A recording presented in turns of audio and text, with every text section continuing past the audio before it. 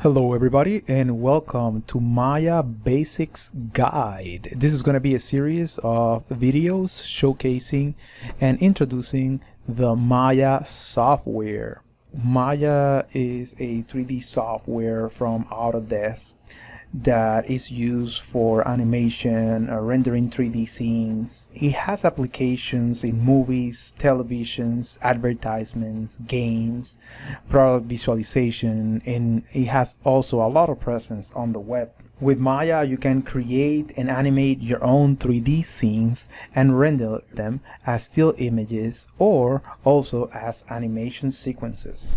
Over here, we're going to start looking now at the Maya interface. Along the top edge, you will see the menus and the toolbar. Menus right here and tools down here. This together is known as the status line. The menus will tend to change depending on the mode that you're working in. Below the status line, you will find a row of buttons. These buttons are known as shelves, and they offer a convenient way to group sets of commands together.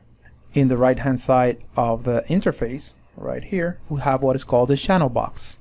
And over here you will find a lot of parameters and attributes that will help change and manipulate objects that are selected.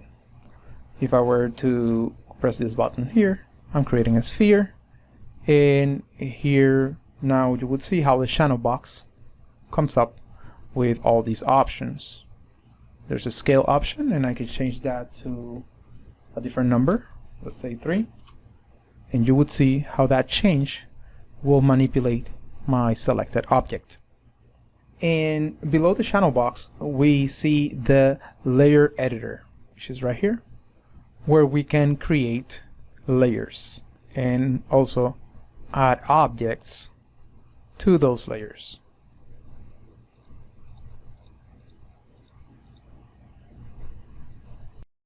One of the quickest way to access commands will be with the pop-up menus. These context-specific menus appear when you right-click in the interface. Now you can do this anywhere on the interface. Just right-click, just like so.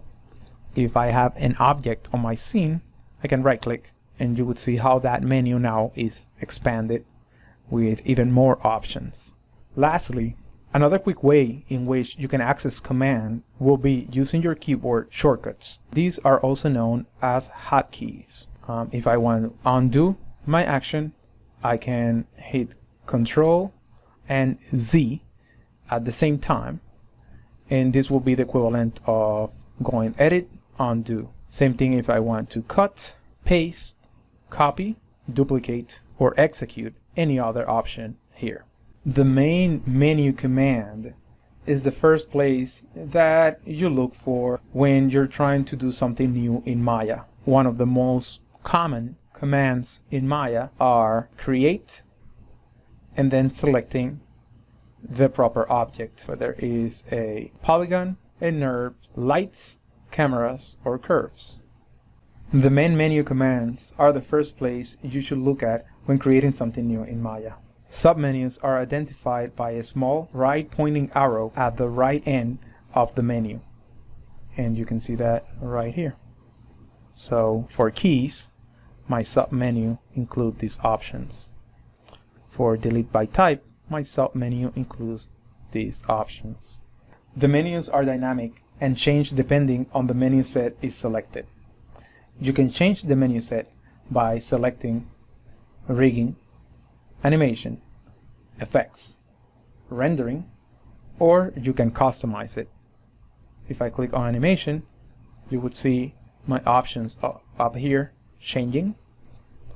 If I click on FX, now I will have access to particles, fluids, and cloth. If I were to change it to rendering, I now would have access to lighting, texturing, and render. Each menu has sets that has been associated with a hotkey. F2 for modeling, F3 for rigging, F4 for animation, F5 for FX, and F6 for rendering. As we look into the menus and submenus, we can also see a different icon. This right here, this square, will be known as the option dialog box.